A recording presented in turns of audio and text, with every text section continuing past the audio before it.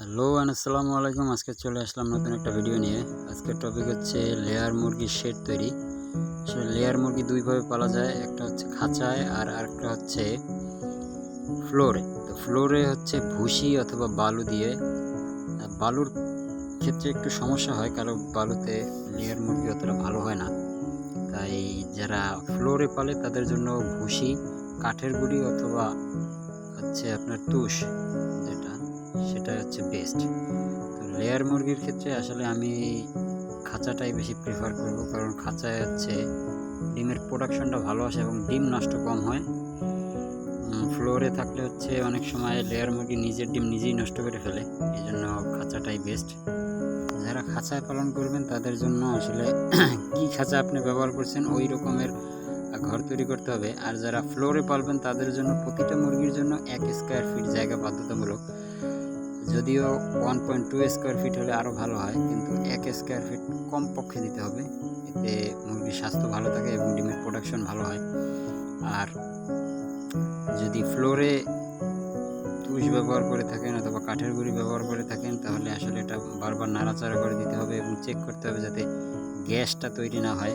কারণ গ্যাস মুক্ত খামার থাকলে এটা আসলে ডিমের প্রোডাকশনের জন্য এবং মুরগির স্বাস্থ্যের জন্য যথেষ্ট ভালো। এবং খামারটা উচ্চতার মাপটা সবসময় ঠিক রাখতে হবে, যাতে উচ্চতাটা একটু বেশি থাকে এবং আলো বাতাস, পর্যাপ্ত আলো বাতাস থাকে।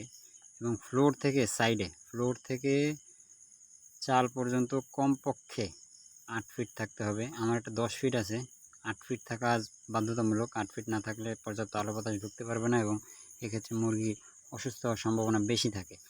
এবং যেটা বলছিলাম গ্যাসের ক্ষেত্রে, যেমন আমার এখানে হচ্ছে খাঁচায় ড্রেনেজ সিস্টেম করা আছে। প্রতিদিন সকালবেলা পানি দিয়ে এটাকে পরিষ্কার করা হয়, ড্রেন থেকে মুরগির বিষটা চলে যায় অন্যদিকে। এতে গ্যাস কম তৈরি হয় এবং মুরগি সব সময় সুস্থ থাকে। তো এই দিকটা খেয়াল রাখতে হবে, গ্যাসের দিকটা। এবং পর্যাপ্ত আলো বাতাস তৈরি হয় এই সব জায়গায় আপনাদের শেড তৈরি করতে হবে, কারণ আলো বাতাস যদি না পায় তাহলে মুরগির সুস্থতা খুব কম থাকে, অসুস্থ সময় বেশি থাকে। এবং অসুস্থ হলে অবশ্যই খামারিদের লস। যারা এই সেক্টরে আছেন তারা ভালোই জানেন। তাই মুরগির জন্য পর্যাপ্ত আলো বাতাস প্রয়োজন। এবং হচ্ছে খাবার ব্যবস্থাপনা, আপনারা যে খাবারটা ব্যবহার করবেন এটা অবশ্যই ভালো একটা কোম্পানির খাবার ব্যবহার করতে হবে। আমি আসলে প্যারাগনের খাবার ব্যবহার করি। খাবারের মান যত ভালো হবে আসলে মুরগির ডিমের প্রোডাকশনটা তত ভালো হবে। তো ধন্যবাদ, আজকের ভিডিও এই পর্যন্তই। সবাই খামার তৈরির ক্ষেত্রে সচেতন থাকবেন। খামার যত সুন্দর হবে, শেড যত সুন্দরভাবে তৈরি হবে, মুরগি ততটাই সুস্থ থাকবে। এই জন্য খামার সুন্দর করা জরুরি।